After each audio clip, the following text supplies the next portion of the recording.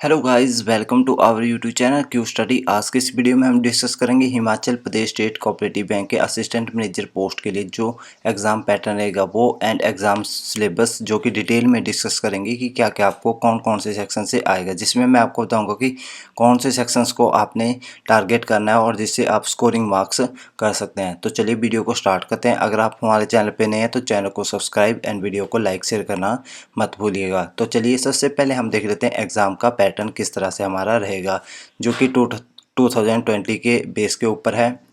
तो सबसे पहले हमारे पास हमें सब्जेक्ट क्या क्या आएंगे। फर्स्ट होगा हमारे पास इंग्लिश, जो कि हमें 30 क्वेश्चंस आएंगे और 30 मार्क्स के होंगे। और सेकंड होगा हमारे पास एप्टीट्यूड, जो कि हमें 25 क्वेश्चंस आएंगे और 25 मार्क्स के वो क्वेश्चंस रहेंगे। और उसके बाद है थर्ड पोर्शन होगा हमारे पास रीजनिंग एबिलिटी का, जिसमें 25 क्वेश्चंस होंगे और 25 भी मार्क्स के वो होंगे। और उसके बाद हमारे पास fourth DI, data analysis and interpretations, जो कि 20 क्वेश्चंस होंगे एंड 20 मार्क्स आपके उसमें दिए जाएंगे। उसके बाद है आपके पास fifth general economy and banking awareness, जो कि 20 मार्क्स की होगी और 20 क्वेश्चंस आपको आएंगे। उसके बाद है आपके पास लास्ट, जो कि national international GK and HPGK आपको आएगी, जो कि 20 मार्क्स की होगी और 20 क्वेश्चंस आपको आएंगे। उसके बाद जो इम्पोर्टेंट एक इंस्ट्रक्शन है वो क्या है आपके पास, जो पेपर होगा आपका वो ऑब्जेक्टिव टाइप होगा एंड आपको ईच क्वेश्चंस का 1 मार्क्स मिलेगा। और एंड उसके बाद होगा आपके पास नेगेटिव मार्किंग, जो कि 0.25 मार्क्स की होगी। उसके बाद है मिनिमम पासिंग मार्क्स।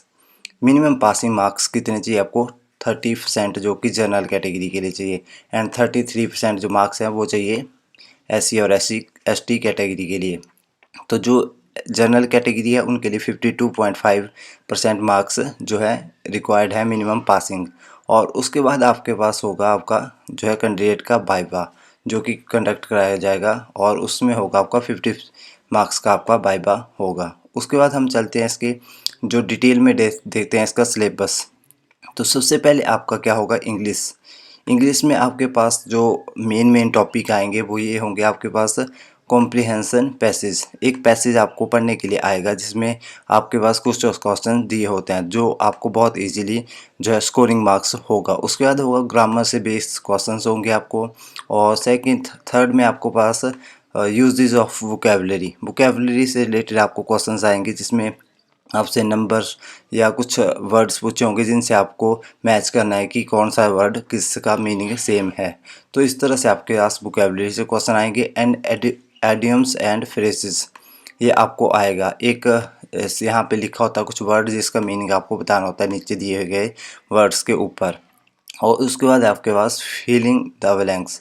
एक फीलिंग द ब्लैंक्स आपको एक पैरा आएगा जिसमें फीलिंग द ब्लैंक्स दिए होंगे बीच बीच में, तो आपने वो फिल करना है। उसमें आपने चेक करना होता है कि वो पहले कि वो आपका प्रेजेंट टेंस में है या पास्ट टेंस में है, फिर उसके बाद आपने उसको सॉल्व करना होता है। तो उसके बाद आपके पास आएगा स्पॉट एरर। जो स्पॉटिंग एरर होते हैं वो आपके पास बहुत सारे टाइप के होते हैं। उसमें आपने वर्ब भी देखनी पड़ती है, आपको एडवर्ब भी देखनी पड़ेगी, नाउन पर नाउन में कोई एरर है या आपके जो है वर्ब में कोई एरर है या आपकी किसी भी टाइप का आपके पास स्पेलिंग एरर भी हो सकता है, तो वो स्पॉट एरर में आपको आता है। उसके बाद है आपके पास एरर करेक्शन। जो एरर करेक्शन होते हैं वो भी सेम ही होते हैं इन दोनों में, कि आपने बताना है कि एरर कौन से पार्ट में है। तो उसके लिए भी आपको जो है ग्रामर में स्ट्रांग होना पड़ेगा, तो आपको एरर डिटेक्शंस इजीली हो जाएगी, जिसमें आपको सिंपली पता लग जाएगा कि यहाँ पे एरर है। उसके बाद आते हैं सिनोनिम्स एंड एंटोनियम्स। इसके लिए आपको जो है वोकेबलरी के पार्ट के ऊपर मेहनत करनी पड़ेगी, जिससे आप जो है इन दोनों चीज़ों के ऊपर कमांड कर सकते हैं, जिसमें आपको यूज़ ऑफ वोकेबलरी भी आएगा एंड एनोनियम्स भी आ जाएंगे। उसके बाद है सेकंड हमारे पास जो सिलेबस है उसमें हम ले रहे हैं अब एप्टीट्यूड्स का, जो कि मैथ्स का सिलेबस है हमारे पास। मैथ्स में आपको क्या आएगा, फर्स्ट होगा नंबर एंड रिलेशंस। तो नंबर एंड रिलेशंस बहुत इजी चैप्टर है जिसको आप कवर कर सकते हैं। उसके बाद है ऑर्डर ऑफ मैग्नीट्यूड, वो भी आप इजीली कर सकते हैं।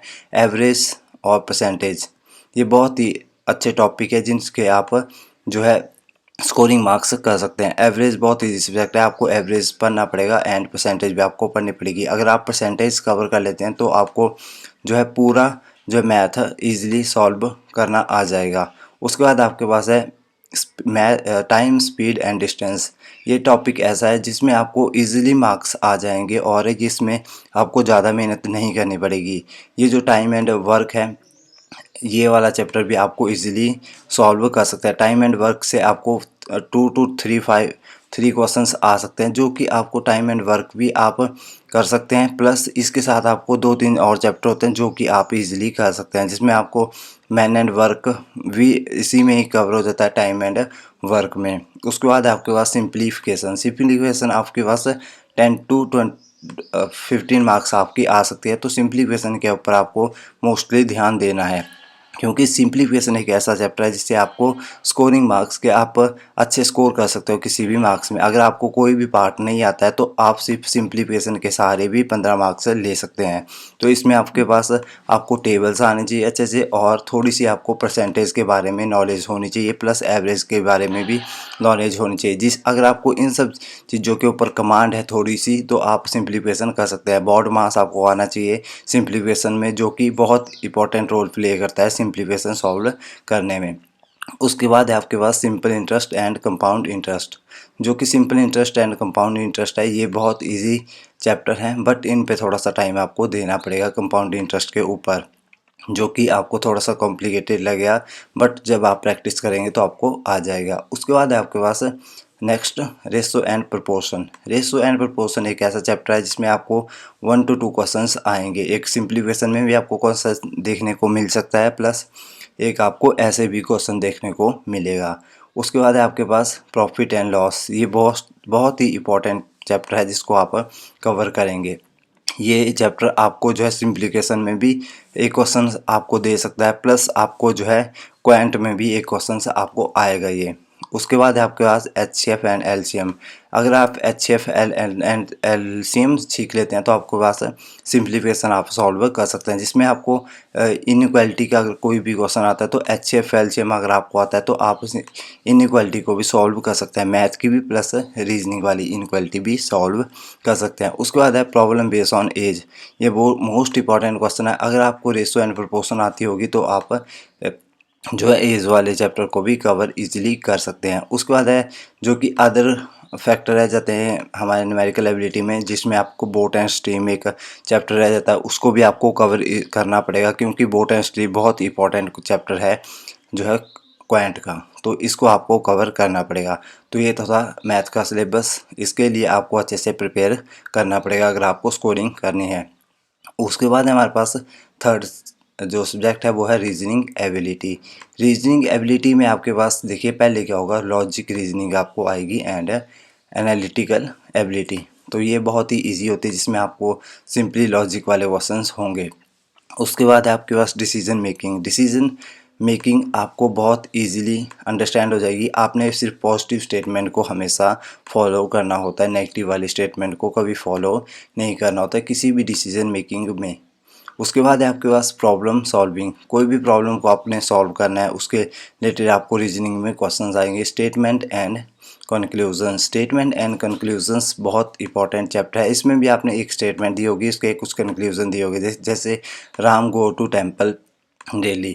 तो इसी से कंक्लूजन दिए होते हैं कि Ram go to temple Monday and Ram go to temple Sunday. तो इस तरह से आपने स्टेटमेंट के आधार के ऊपर अपनी जो है कंक्लूजन को फॉलो कराना होता है। तो ये भी इजी चैप्टर है, इसको आपको सिर्फ प्रैक्टिस की ज़रूरत है, तब आप इसको कर सकते हैं। उसके बाद है आपके पास कोडिंग एंड डिकोडिंग। ये बहुत ही इंपॉर्टेंट चैप्टर है, कोडिंग एंड डिकोडिंग, जिसमें आप स्कोरिंग कर सकते हैं। इसमें आपको सिंपल कोडिंग डिकोडिंग भी हो सकते हैं, जिसमें अल्फ़ाबेट दिए होते हैं, कुछ भी लिखे होते हैं ABC, इस तरह से भी आ सकती है। प्लस चाइनीज़ कोडिंग भी आ सकती है, जिसमें आपके पास ऐसे दिया होता है कि मान लीजिए राम एक पर्सन है, तो राम का कोड आपके पास दिया होगा LXM या ZQO, कुछ भी दिया होगा। तो इस तरह की चाइनीज़ कोडिंग भी आपको सीखनी पड़ेगी, जो कि इजी होती है, जिसमें कुछ ट्रिक्स होते हैं जो मैं आपको अगली वीडियोस में बताता रहूँगा कि कौन कौन से चैप्टर्स कैसे कैसे आपने कवर करने हैं। और रीजनिंग एबिलिटी के कुछ क्वेश्चंस आपको मैं बीच बीच में बताता रहूँगा अपने चैनल पे। तो उसके बाद है आपके पास नंबर सीरीज़। नंबर सीरीज़ बहुत इंपॉर्टेंट चैप्टर है रीजनिंग का। इसमें आपको एक पजल टाइप क्वेश्चन आता है जिसमें एक नंबर सीरीज दी होगी आपके पास ABCDA, उसके बाद कुछ अल्फ़ाबेट दिए होंगे, तो उसमें पूछा होता है प्रीसीडिंग एंड फॉलोड बाय।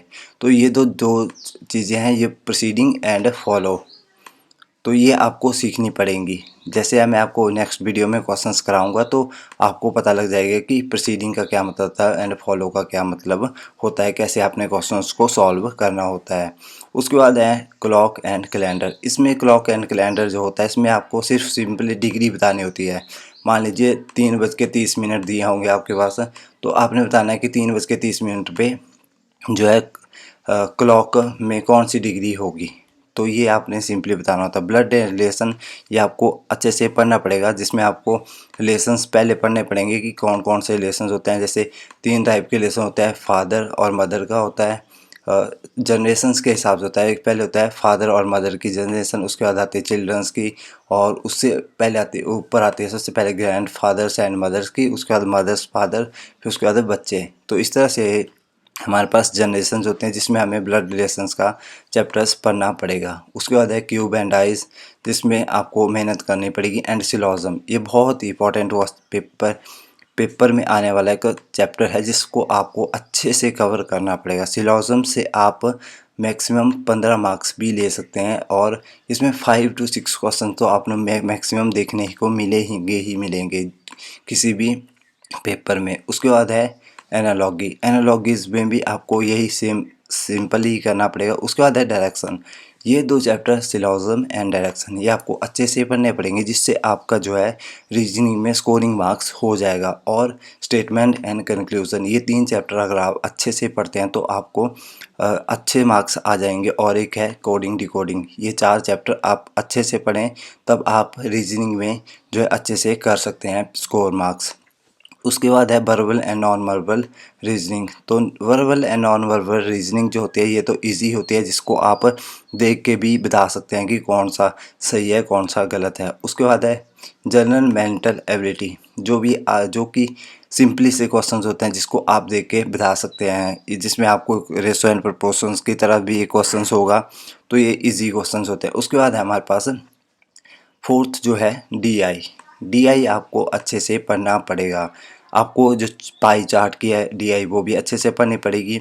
उसके बाद है ग्राफ्स की DI भी आपको अच्छे से पढ़नी पड़ेगी, जिसमें आपको मेनली जो टॉपिक कवर होते हैं देखिए वो होंगे आपके कहाँ से, क्वांट से कवर होंगे, जिसमें आपके पास एवरेज पूछा होता है, परसेंटेज पूछी होती है, और सिंप्लीफिकेशन से भी चैप्टर होते हैं। HCF LCM होगा, और प्रॉफिट लॉस और एंड रेशो एंड प्रोपोर्शन। ये चैप्टर अगर आपने अच्छे से कवर किए होंगे तब जो है आप DI को भी अच्छे से कवर कर सकते हैं। यही जो चैप्टर होते हैं यही आपके DI में भी कवर होते हैं। तो आपका जो क्वांट है वो मोस्ट इम्पॉर्टेंट है, जो कि आप जिसमें मैथ प्लस DI दोनों को कवर कर सकते हैं। उसके बाद आती है आपकी टेबल DI भी बहुत ईजी होती है। इस तरह से आपके पास टेबल दिए होते हैं जिसमें नंबर दिए होंगे पर्सनस के, कितने पर्सन हैं, क्या उनकी एवरेज है, क्या एज है। तो इस तरह से आपके पास सिंपली आप इसको कर सकते हैं। बट इसमें भी आपको पहले मैथ पे कमांड देनी पड़ेगी, एवरेज के ऊपर, परसेंटेज के ऊपर, रेशो एंड प्रोपोर्शन के ऊपर, प्रॉफिट लॉस के ऊपर, इनकम एक्सपेंडिचर के ऊपर।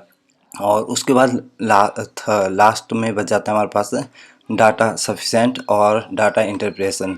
ये दोनों चैप्टर आपको जो है इसी में ही कवर हो जाते हैं। तो इस तरह से आपने DI की जो है तैयारी करनी है। उसके बाद हम चलते हैं नेक्स्ट, जो कि लास्ट हमारा टॉपिक रहेगा। इसके बाद एक और जो है general economy and banking awareness. इसमें आपको general economy plus banking awareness आपको बहुत इंपॉर्टेंट है, जो आपको आनी चाहिए। बैंकिंग से रिलेटेड की बैंकिंग का मार्जिनल स्टैटिक क्या होता है, एंड SSRL क्या होता है, SSR क्या होती है आपके पास, रिपो रेट क्या होती है, रिवर्स रिपो रेट क्या होती है बैंकिंग में। और तो ये सब टर्म्स आपको आनी चाहिए।